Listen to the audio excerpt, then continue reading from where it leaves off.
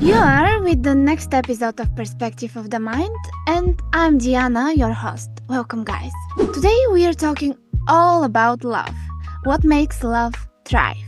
Our special guest is here to share some practical tips and insights on creating strong and lasting relationships. Get ready to catch some positive vibes about love, falling in love, twin flames, core values in relationships, and a lot more. Today we are joined by Dr. Karin Abrell, an expert in love and relationship area. She holds a degree in clinical psychology and she is a professor in developmental psychology. She has helped countless people to build strong and healthy relationships.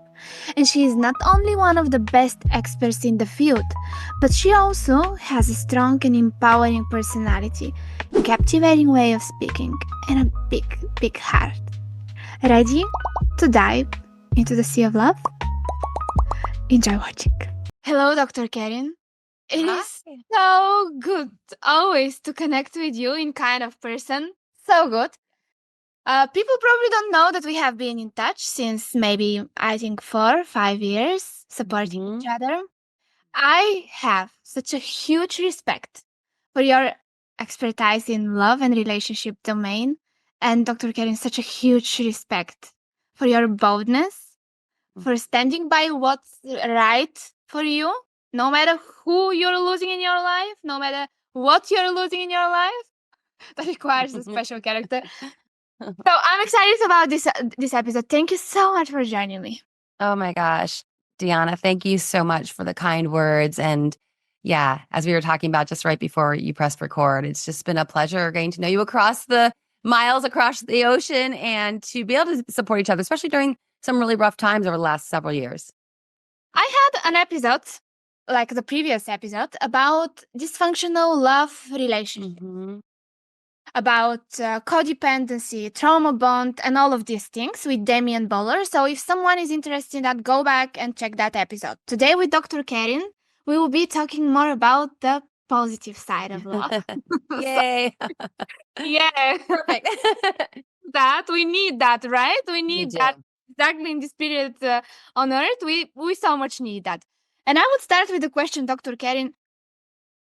How can we know that we are truly in love with someone, and what is the difference between being in love with somebody and also falling in love, like the initial phase of a relationship? Yeah, you can think about the falling in love, as you put it. It could be infatuation. It could be those butterflies that happen, just that spark, that connection, that electricity in the beginning of a relationship. And we all want that. And we want that to remain in our love relationship, to have true love. So we don't want to dismiss that. And we don't want the butterflies and all that. But we also don't want to assume that if we have that electricity, that magnetism with someone, that means we have true love. Love is really a full construct. Dr. Robert Sternberg talks about the triangle theory of love, which includes the romantic spark, as we just talked about, absolutely important. It also includes what he calls intimacy, which is not, in this case, physical intimacy. We're talking about emotional intimacy. So friendship, you want to marry your best friend, ideally.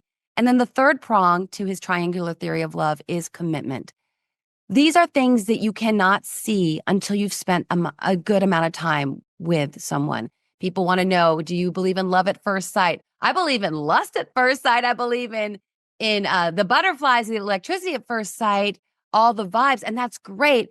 But a true love necessitates some time, spending time together to see how you function in day-to-day realities of stress and work and traffic.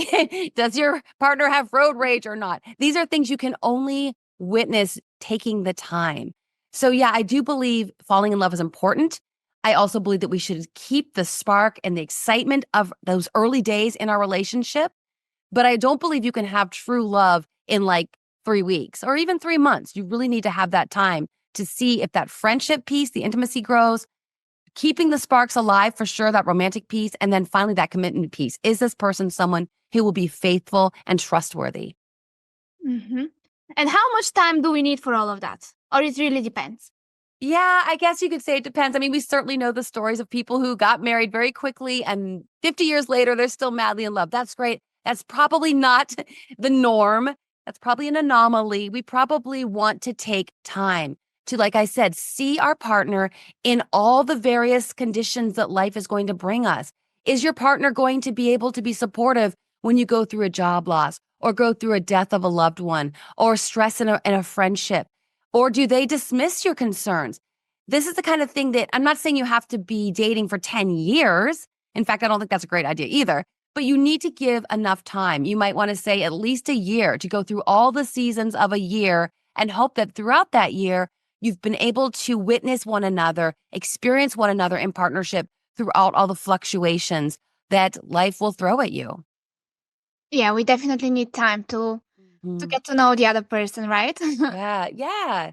And what would you say to somebody who is just dating another person and he or she feels so much in love and cannot stop thinking about this person? Is it like kind of healthy or Yeah. Oh, it's normal.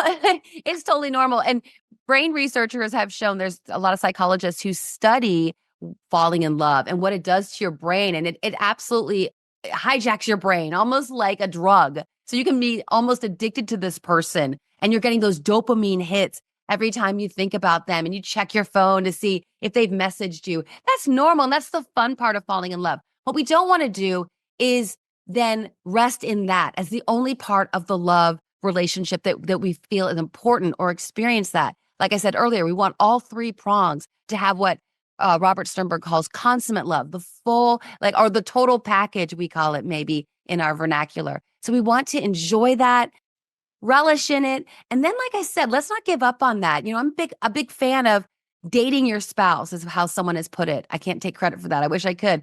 But we want to continue to fan the flame of those early days of attraction and excitement throughout our relationship so it doesn't get stale. men or women can commit easier to a relationship? Well, that's interesting. I have seen some indication, some research that shows that men do fall in love very quickly. And a lot of, yeah, that they are actually more likely to fall in love. A lot of women will complain, oh, he broke up with me and then he was dating someone else the next week, that men can fall pretty quickly. But at the same time, there's a lot of women out there who say, but he won't commit. And so there's a lot of things going on culturally that are changing the trajectory of courtship. And part of it, I think, is elongating. You know, I'm a developmental psychologist with my doctorate. My master's is in clinical psych, so how to be a therapist. But my doctorate is in developmental psychology. And we look at the trajectory of the typical young person is taking longer to grow up. We're delaying the age of first marriage. This has to do with a lot of cultural realities that are happening in the West. And in a sense, that's not a horrible thing that we're taking longer to know ourselves so that we Mhm. know who we are before we make a lifelong commitment in partnership and marriage. But also, I think it can be frustrating because women do complain that men aren't committing as readily. Also, men may not feel the need to commit as much because there's a lot of hookup culture out there, which I think they figure they can get whatever they need sexually from multiple people if they just pick up their phone and check out an app. So there's a lot of realities that are going on that I think make it difficult for the modern dater. And why is self-love so important for creating like a healthy relationship? And I like love relationship, and I think it's like important for creating all kind of relationships, right? So why is Yeah. self-love so important? You know, Deanna, I've been thinking about that term self love because you see a lot of it and it's very much self care, self love. And people be like, I got to take a self care day from work and I got to love myself. But what we find is that we really build self love when we build self respect. And I Mm, think there's a distinction there that we need to really hone in on because I can love myself. And sometimes loving myself maybe gives myself permission to do something that I know isn't the best idea, but I just want the extra cookie tonight. Well, it's not probably the best. Or I just want to take a day off from working out. Or and then in the love relationship, well, I just want to be with him, even though he's been sending signals that he's maybe not as interested. I just want to chase him anyway because that's what I want. I want to indulge my feelings. And that can be sometimes interpreted as self-love. Self-respect is different, but it is the vehicle to which we can arrive at self-love. But self-respect is all about aligning your behavior with your values. When you know your values, you know what you stand for, and then you take steps physically and cognitively in the direction of your chosen values. This comes from ACT, Acceptance and Commitment Therapy by Stephen C. Hayes. This is where we develop and maintain our self-respect. And why that's important in love relationship is that if I present myself in a relationship with fullness of self-respect, then I can't be trashed. I can't be taken advantage of. People can do mean things to me, but I won't be, like you spoke to earlier, codependent in it. I won't allow it to continue. I will take steps to create those boundaries that are necessary and exit the relationship if necessary. Self-love includes self-respect and self-care, but it's not like self-care, it's not self-respect. It's good that you have that. We have to distinguish those two things. Yeah. And I don't know if you agree with me, Dr. Karin, but I think that people who have really embodied self-love, like their aura is different. Like they're shining so bright, and I think it's not connected with anything in the physical world. It's not connected with clothing, with appearance, with achievements. It's just something deeper. And I can very easily see that connection to the self, right? Mm-hmm. And yes, it impacts so much our relationships. By the way, this past weekend, I was in Barcelona for an event with Dr. Bruce Lipton, and we were making some exercises for changing the unconscious beliefs. And he said that he's sure that 80% of people in the audience will test negative for self-love when it comes to the unconscious beliefs. And it's so, and those people there, they were all people working on themselves. Right. So it's kind of like for us humans, maybe it's not so easy to practice self-compassion, self-acceptance, self-love. That's why I want to ask you, what are some ways for building like self-love and confidence before entering a relationship? Yeah, like I said before, it goes back to values. It always goes back to values. If I have a strong sense of self and then I feel that respect for my sense of self, it's because I've determined, I've established what my values are. And then, like I said earlier, and I'm living in accordance with my values. And there's challenges to this every day in the workplace, in friendships, and certainly in romantic relationships. But when you come with that, like you said, this aura of self-love, and I know what I'm worth. Dr. Dwayna Welch, who I'm going to introduce you to, she talks about presenting yourself as high status. This is not saying, oh, I'm fancy, I'm better than anyone. No. I know my worth. And when I know my worth, I have that energy, that vibe you spoke to of approaching a relationship. I'm grounded in who I am. This is not easy because there's so many threats to our sense of self. I mean, we went through COVID and people had to go, well, wait, what am I about? Am I someone who's going to go, okay, whatever Fauci tells me to do, I'm doing? Or I'm someone who's going to do my own research, even though people were being disparaged for doing their own research. So there's realities that can come like a pandemic that no one could have anticipated.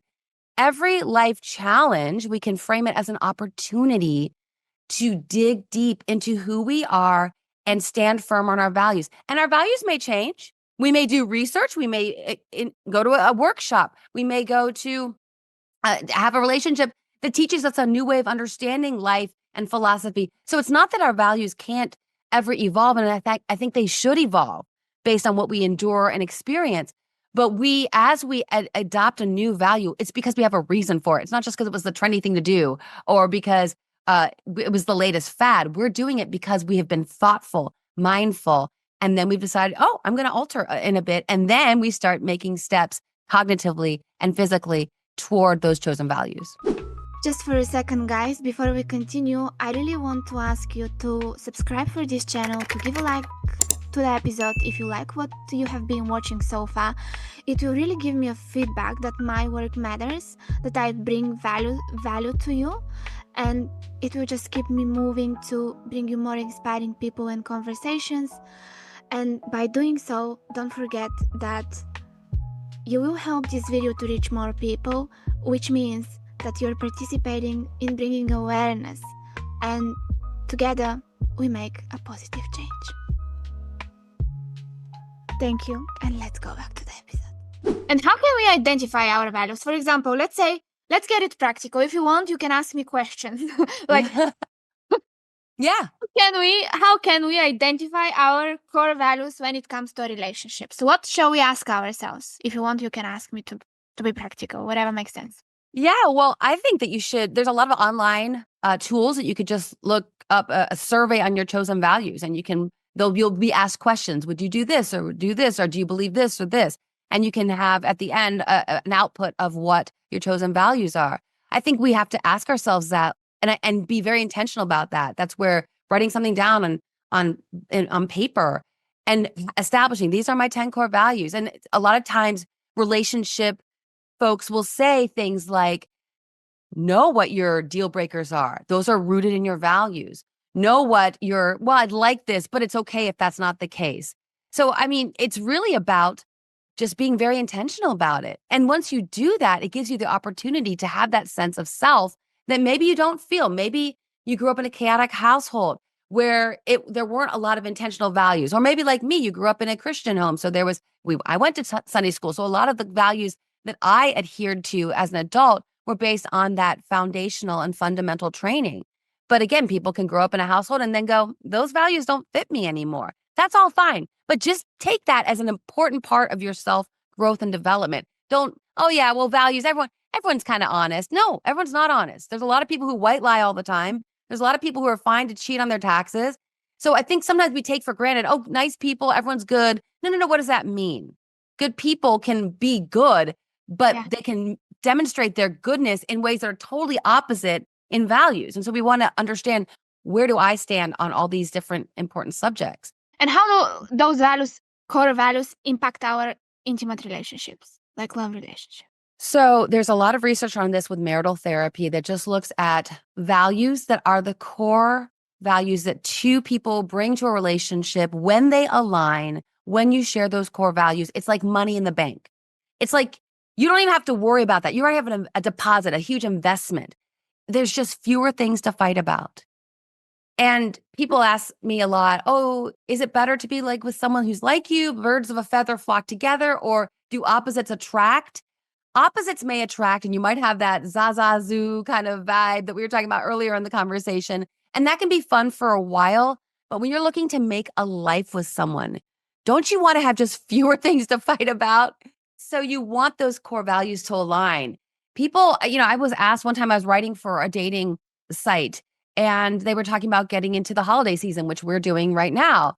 And I talked about the research that when you share the same core values around religion and faith, that research shows you have a more fluid, successful, solid marriage. Now, people don't like that because they want to say, oh, a Jewish person could marry a Christian, no problem. We'll just put up the menorah and put up the Christmas tree, no problem. And some couples make it work. Absolutely.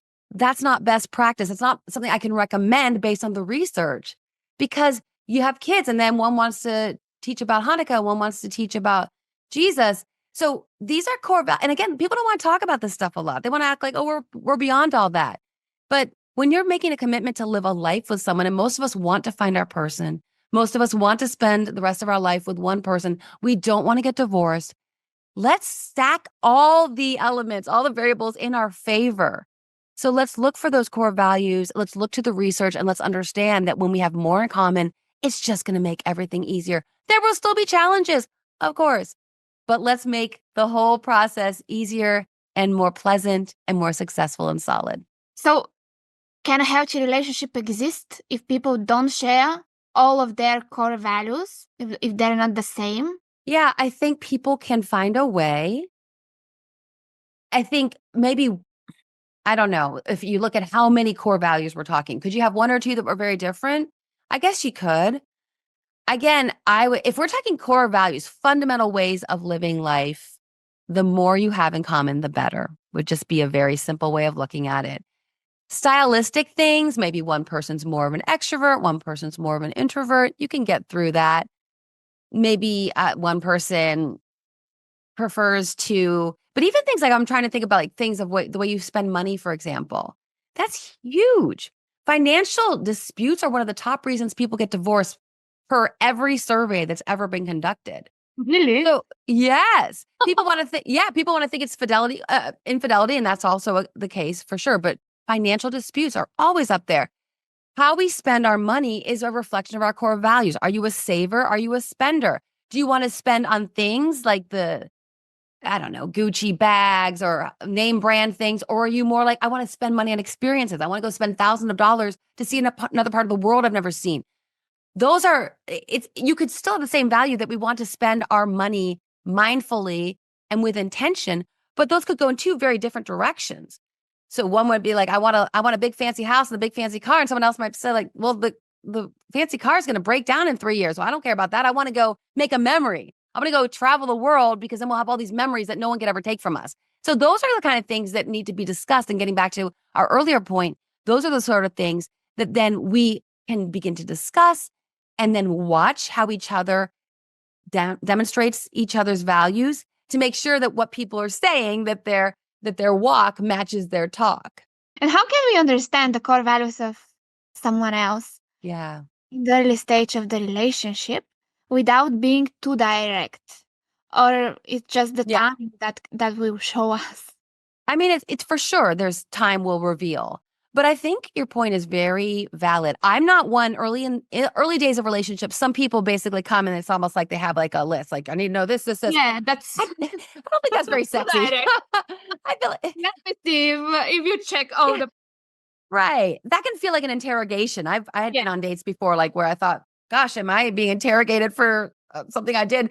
So I think it's more like you said, watching, and you can intentionally bring up things in conversations that aren't like, what are your core values? Something like very innocent, like, where do you see yourself in 5 years? What kind of things would make for a successful, happy life for you in 5 years? What goals are you working toward? Those are very just interesting questions that aren't making someone feel like you're trying to get to, who are you? Are you lying to me? Are you actually who you say you are? But then, yeah, there's no substitute for watching who someone is. And you may need to dismantle some of your own stereotypes. My husband is in sales. And I had been raised like a lot of people to think that salespeople sometimes will fudge the truth. They might say something just to get the account, get the business. And I'm a psychologist, so I was a little wary coming into as we started dating. I thought, well, I need to be very mindful, watch how he is in that regard, because I had that stereotype of salesman. And what I found beautifully was that he was not that salesman. When he told a customer on the phone, yeah, we'll have that product to you in 2 weeks, he wasn't like hanging up the phone and then like, yeah, that'll be 2 months. There was none of that. And he stood by his word. And I saw that his customers became friends because they could count on him and they genuinely enjoyed each other. Like some of our very best friends, we just spent the weekend in Texas with one of his biggest customers who now have become some of our best friends, like celebrated his birthday with us last year. It's very genuine and honest. And that was a value for me. I try to be the most honest as I possibly can. I know that we're all flawed and we all make mistakes, but I don't even like to make white lies. If I don't like your haircut, I'm not going to tell you. I'll just comment on the jacket you're wearing that I like. It's really important to me, integrity. So when I said yes earlier that you look beautiful and your hair looks beautiful, I meant it. So I want to stand by my word and be a person of integrity. And I needed that in a partner. And I watched that. And it was such a beautiful, A, dismantling my stereotype.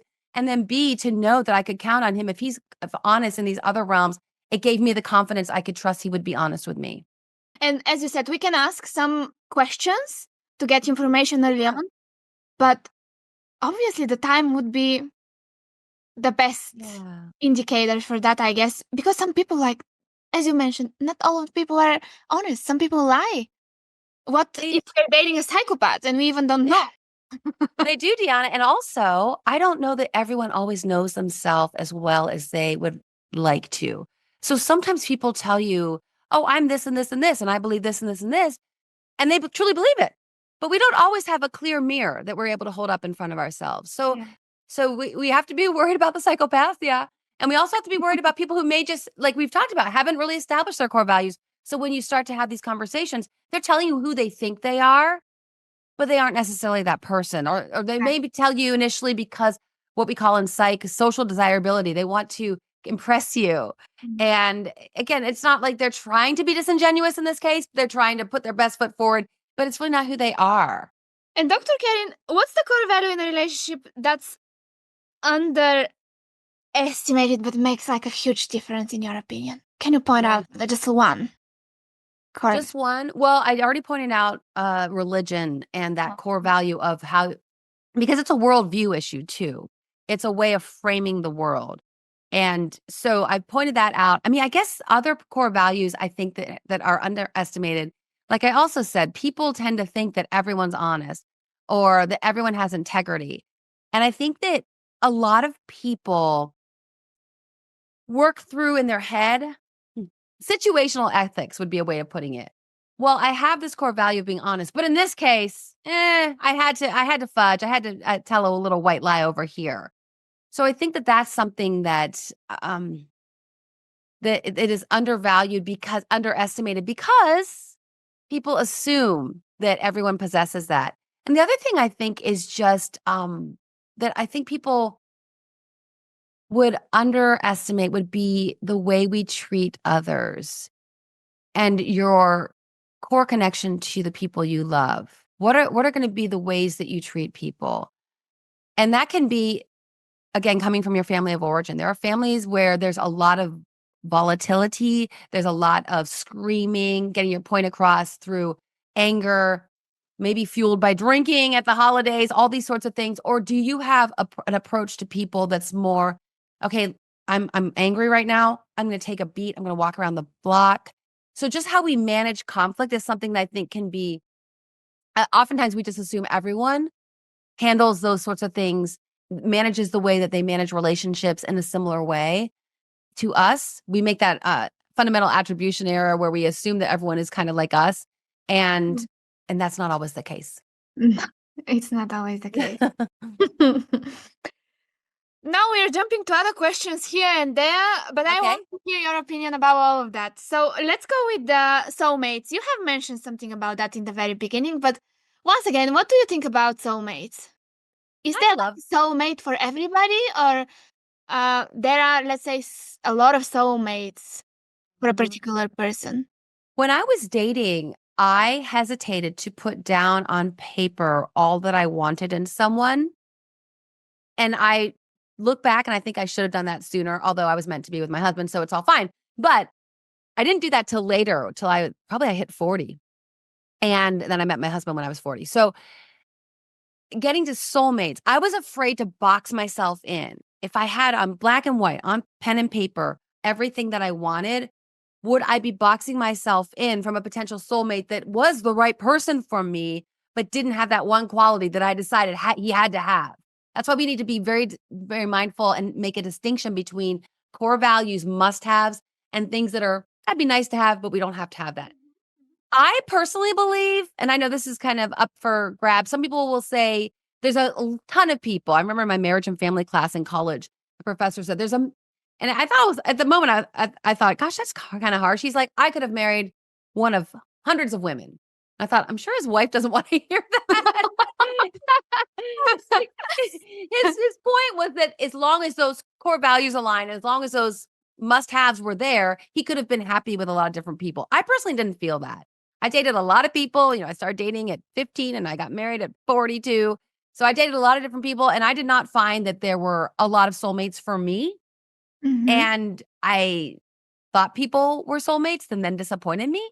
So by the time I met my husband, and he is my soulmate and the love of my life, I'd already been through believing that this other person might be that person and finding out, sadly, they weren't, although happily, because now I'm with the right person I'm meant to be with. But to that point, I also want to expand the notion of soulmate. I think you can have a soulmate that's your best friend. I think we can have multiple soulmates.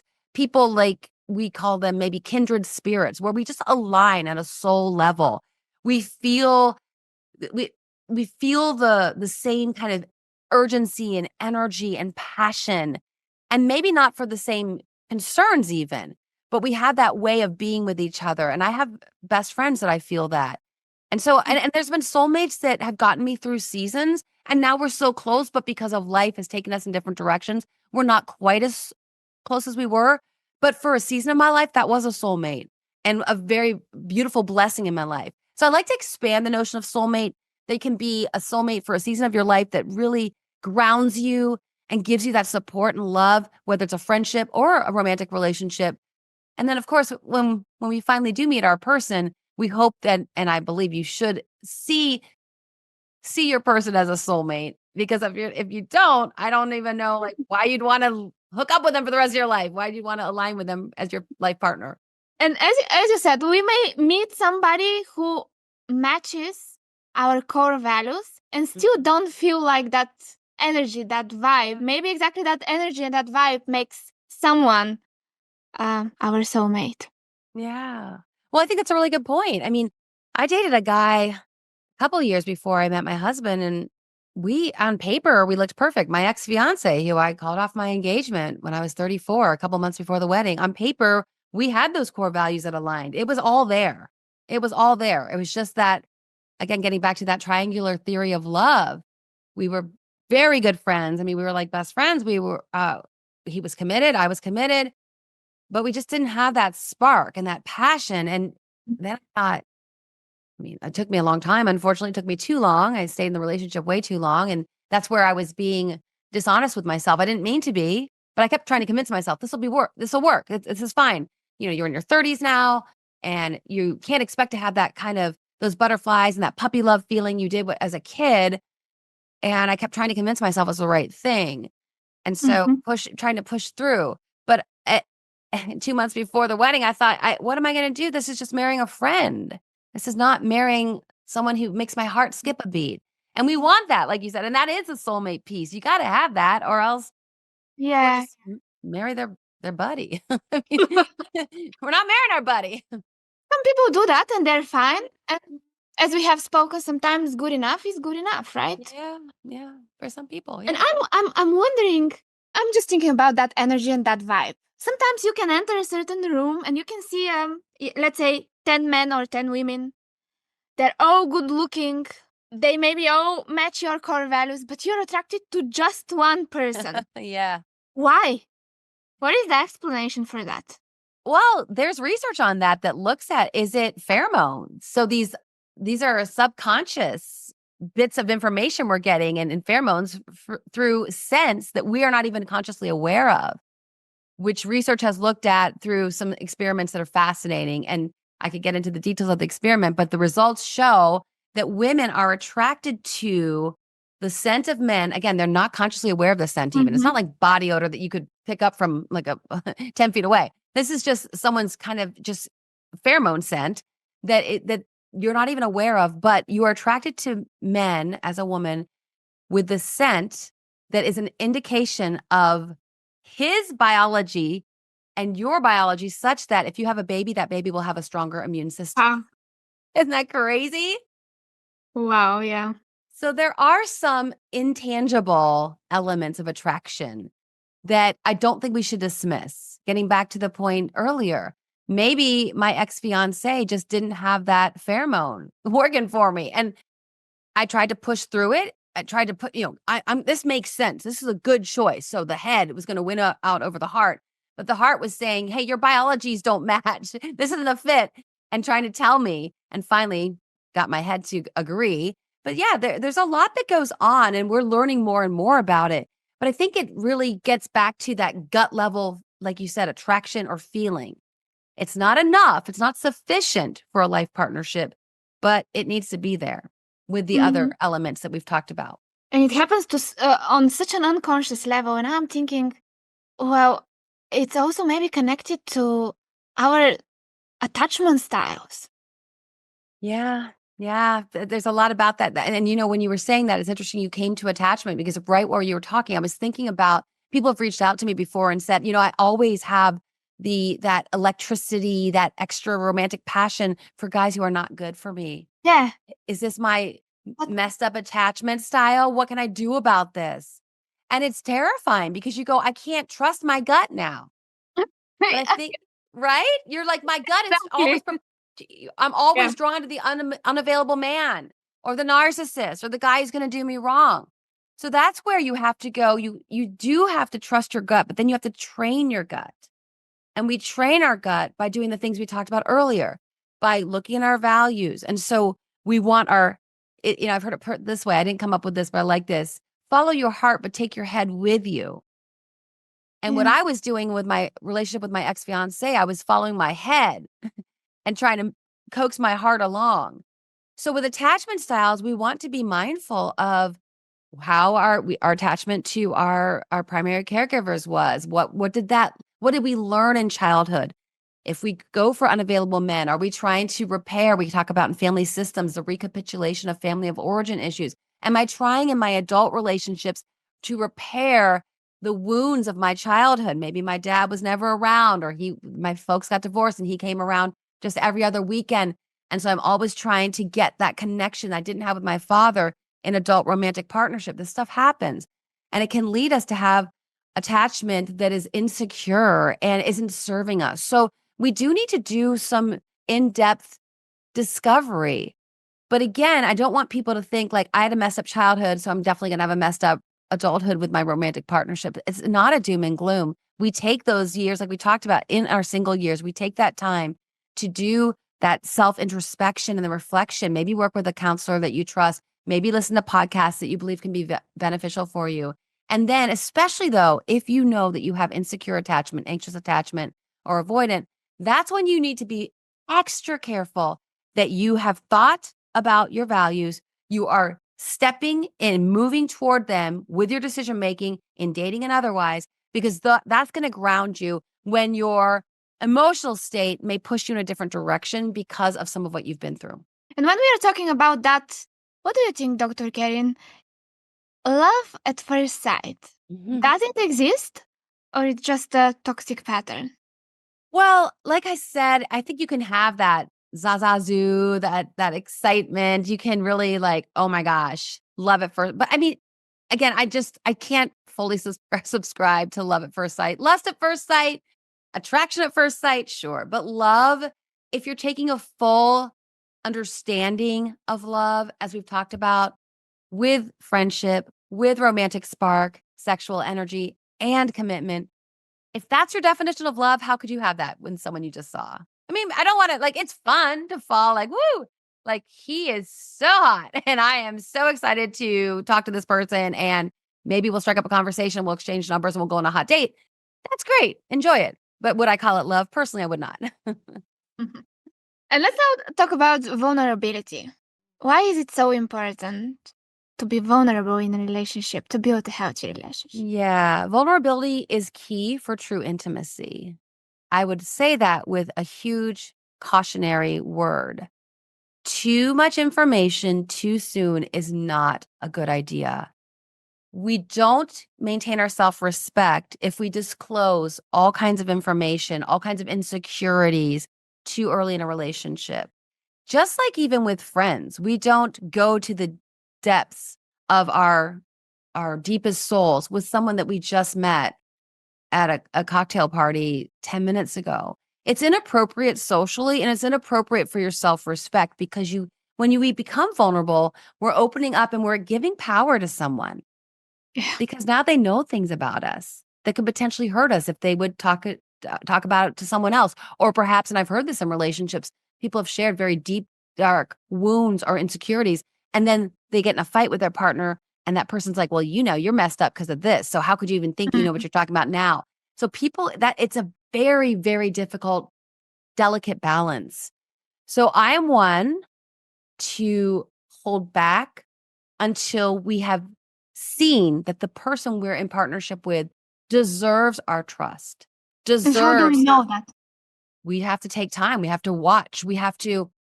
Does this person seem to be a man of integrity, a person of integrity?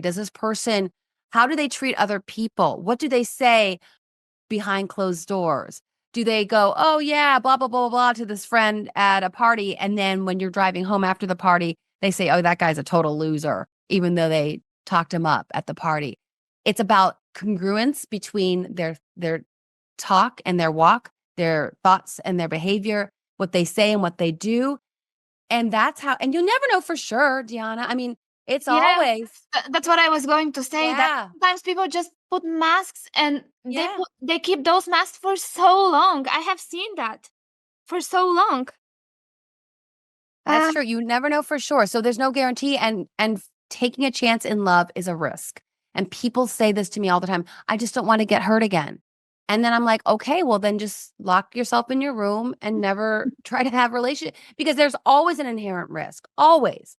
But we look at the risk reward and we go, the reward of if I do find my person, when I do find my person, it will have been worth it. All the heartbreak, all the pain, all the taking the risks before, all the being vulnerable with people who then in fact did leave me. It'll be worth it. And can we rebuild trust if once, it has been broken? There are so many. My brother, who joins me on our podcast, Love and Life, has worked with. He's a therapist. Has worked with couples in particular in crisis for 30 years, and so he has a practice that focuses mostly on couples. He also does mentoring for young men too, and he's also a professor of psychology. But he believes that broken trust, sometimes a relationship, a marriage, when the trust is broken, it's a symptom of dynamics that have been not working well for a long time. That the trust, the violation, maybe the infidelity has been the tip of the iceberg for dynamics that were dysfunctional for a long time. Maybe there was a lack of intimacy on the emotional level. Maybe there's a lack of intimacy on the physical level. And he talks about that as being, like we talked about earlier, a crisis is always an opportunity. And he believes that when he helps couples rebuild their connection after trust has been broken, that connection can be stronger than the former connection ever was. Okay. So there's always hope. And I love that. I personally, that would be so hard for me. So I get that sometimes people go, I can't. Oh, difficult. I could, yeah. And I honor if someone's like, no, I can never trust you again. He lied to me. He stepped out on our marriage physically. There was indiscretions or infidelity. Then again, sometimes there are kids and people don't want to break up their family. So I do believe in redemption. I always believe and working with Elliot on the podcast actually has helped me have more faith in the ability to rebuild trust and this is the important part, Diana, even to have a stronger connection than there ever was before, deeper intimacy through the pain. I personally don't work with couples in this capacity. I'm telling my husband right now, I can't guarantee that this would be our situation, but I want to always believe in the possibility for redemption and a better, stronger relationship, even after trust has been violated. Yeah. It's not fun. It's huge work, and it's work from both sides. Mm-hmm. If someone doesn't want to work, I don't think it can be rebuilt. Yeah. It's difficult, but it's not impossible, right? It's not. And like you said, there's going to be work on both sides. In a relationship, there's a dance. So even if someone broke the trust, let's say the wife stepped out on the husband has to look at his part in that. And that's a jagged pill to swallow, right? Because you're saying, you're the one who stepped out and had sex with someone else. Well, the husband needs to look at what part did you play in this dynamic that manifested? Were you not meeting her emotional needs? Were you being dismissive? Had you changed some of the established ways of being? Had you stopped bringing her flowers? Had you stopped, right? So all these sorts of things we have to, and that's hard. And like you said, but if both are willing to do that work, and then if there's a sincere apology, not just like, oh yeah, whatever, well, let's get over it and let's dismiss it and let's never talk about it again. Well, that's going to be hurtful for the person who was wronged. So there really has to be, like you said, work has to be done. And probably with a trusted counselor, because that's going to be very hard for a couple to navigate on their own. Not saying they couldn't, but I think it'd be very helpful with a third party, being a therapist who could say, I'm on your team. I'm on team marriage. So let's see if together we can rebuild this in a stronger manner than it ever was before. If there is a problem, usually there are two people involved in that problem, right? But at the same time, Dr. Karin, there are people who are so much looking for validation and it's never enough. Honestly, I'm thinking that possibly there are some cases where it's not always the two people involved. If it's Meaning, somebody who is yeah. super narcissistic, Yeah. always looking for validations outside because they've never, narcissists never feel enough, then how the other person, maybe, yeah, the work for the victim, so to speak, is to look inside and to realize that this person is actually in a very unhealthy dynamic with a narcissist and to get out, Yeah. right? Yeah, or someone who's just insecure. So who like you said always needs that external validation, and that's something also. So you start dating someone, you go to a party with them. Are they being inappropriately flirting? After a couple Mhm. drinks, are they getting like real Yeah. touchy-feely with some like that's a signal. That is your warning. And you can choose to address it or go, this is probably someone I don't think I'll never be enough for this person. They'll always need the adoration of every other woman in the room. And I don't want to compete with every other woman in the room. So if someone is not grounded, again, with their own self respect and their own self assurance, that they know, hey, I've committed to this person. I'm married to this woman. So her adoration is what I need. And if I'm giving it to him, then that's enough because I'm not going to play that. I dated a guy way back, but he was immature. So in college, my first boyfriend, and he was a great guy on so many levels. But I remember one time, it's just one of those things I'll never forget. And we were like already been dating like a year and we were considered he was definitely my like first true love. And we were very, very, I mean, I thought we were potentially not anytime soon. I was too young, but I thought we really had what it took to go the distance. And I was outside where there were these windows and there was the stairs coming down. So throughout the windows, you could see the stairways coming down from the second level at the university where we went to. And I look out and he is chasing some girl down the stairs, like tickling her. And they're like flirting and like being all coy and cute. And I'm just like, what? Because it was clearly not meant for my eyes. It wasn't even something that like we were at a party together. Maybe I would catch what was going on. It was clearly, he did not know I was outside that window. He had no idea where I was on campus.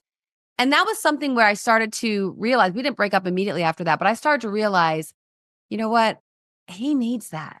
He needs that Yes. random girl he just met to give him that little boost of oh yeah, you're a catch or you're cute or you're whatever. And Mhm. yeah, and in the end he did cheat on me. So I learned a really hard lesson there, but what I learned was important. I knew I'm like, I'm never going to have to compete with the rest of the women because No, I'm not going to win that. If you have that void that you need you're to not doing fulfill, that. I'm not going to win. There are people who are monogamous, but there are people who cannot be just with one Yeah. person. Yeah. Yeah. And we have to catch that early on. We do. We do. We do. Yeah. And again, none of this is easy. I don't mean to be simplistic. It's just when we're talking through it, we try to give concrete answers to very nebulous and very nuanced and very involved. I try to give some tangibles because otherwise people go, I need a takeaway message. And Dr. Karen, how can people bring back the spark after spending years together? What would you Yeah. recommend for them to do? So, and this is beautiful because there is research. Helen Fisher is an anthropologist who's done a lot of research on can people remain in love after 20, 30 years. And she hooks them up to brain scans and watches like the different neural pathways lighting up Mhm. when they see pictures of their spouse. And in some cases, couples have been able to keep that spark to truly, their brain imaging when they see a photo of their spouse mirrors those of people who are newly in love. So we can do it. So science says that we can do this. But it's like I said, we have to be intentional. Is your marriage your first priority? Is that person the person that you care most about pleasing? Are you going to, like I said, date your spouse? So this is such a silly thing. And some feminists probably wouldn't love this, but my husband Mhm. is in sales, as I said. He travels every week. He'll be gone a day or two. And when he comes home, I make sure that I put a little lipstick on. I make sure my hair is cute. Might put on some mascara. I'm going to take off some sweats I've been wearing and put on some like tight jeans or something. And someone could like, I know right now there are probably feminists saying, you should be able to be your true self, your authentic self. Yeah, and I am. I do wear sweats sometimes. I have my hair on top of my head when in the context of being in watching TV with my husband. But when he first comes home, I want to do that for him because I want for selfish reasons too. I want to remind him that though he has seen a lot of women and maybe entertained them with customers he's working with, and I'm sure some of them are wonderful, beautiful, intelligent, attractive women. I want him to remember that as Paul Newman put it, there's hamburger out there, but I've got steak at home. I love that. I love that Paul Newman line. I want to remind him that there's a woman at home who's taking care of herself. We did not bait and switch. I didn't get married and then get sloppy. I want to present myself the way I did on our first dates, where I would never wear sweats and have my hair all kind of way on a date. I would present myself putting my best foot forward. When you do that, and he does the same, this is not just women doing this for men. My husband works out every other day without fail. He doesn't want to be, when we met, he had muscles, he was trim, and he's athletic. And here 12 years later, he's the same. He's not going to be like, oh, I'm middle-aged now, so I'm just going to get doughy, dad bod, and she'll have to deal with it because we're married. She's not going anywhere. That's not loving. That's not going to keep the spark alive. So to be very intentional, it's taking work. But when you commit, when you say those vows, you presented yourselves as people and you presented yourself a certain type of way. And I think it's incumbent upon you, as part of your vows, part of your commitment to each other, to do your very best. And I know people have babies and they gain baby weight and things like that, but you do your best to present so that you can still be excited about each other physically, so that you can still keep that spark alive. And I also think it's really important. You're presenting yourself. Once you're married, my husband represents me in every setting that he's in. That's Karin's husband.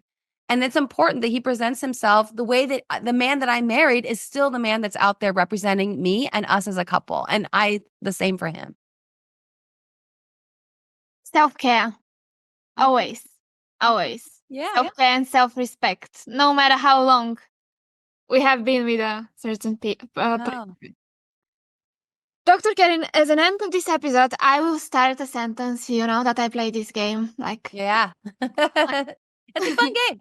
Yes, and I would like you to finish the sentence. Can we do that? Sure. All right, very quickly. Love for me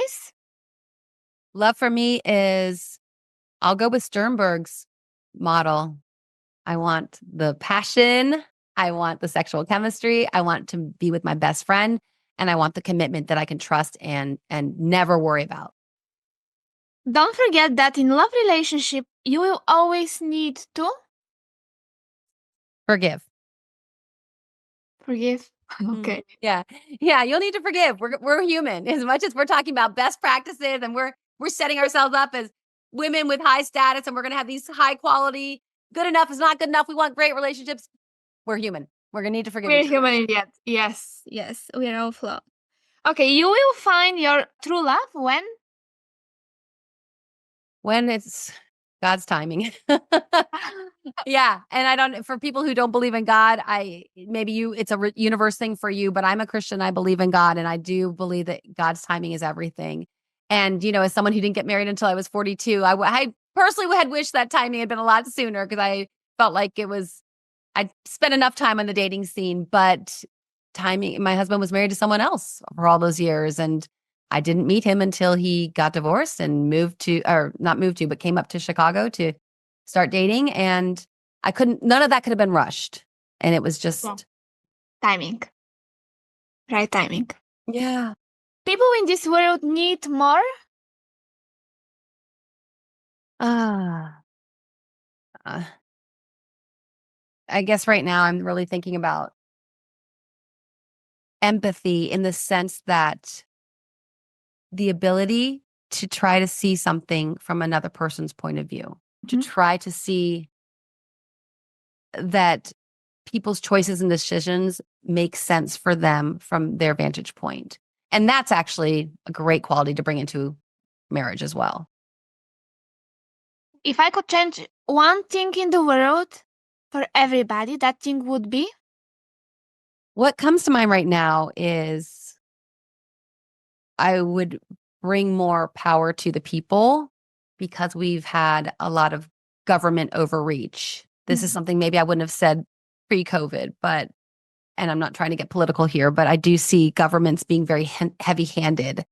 And I want, as American, we believed in a government of the people, by the people, for the people, that the government should serve the people instead of the government being tyrannical over the people. And I see that not just in my country, sadly, but in many, many countries that I would love the power to be back to the people. And the last one, I really believe in. I really believe in a brighter future. Brighter future. For relationships, for mankind, for those governments I talked about. I believe in hope. I believe as a Christian, I'm mandated to be hopeful. And so even in some dark times, I cling to hope. Yeah, that's a good way to finish the whole episode. Let's keep on hope. Yep. And trust in humanity, right? Yep. Thank you so much, Dr. Karin. I really appreciate your time. So much love for you. Oh, same. Right back at you. Please. Thank you for the invitation. I love our conversations. I would join you anytime, and I wish you all the best with your program and where it's going to go, and hoping for big things for you and your community. Thank you, Dr. Karin. You bet.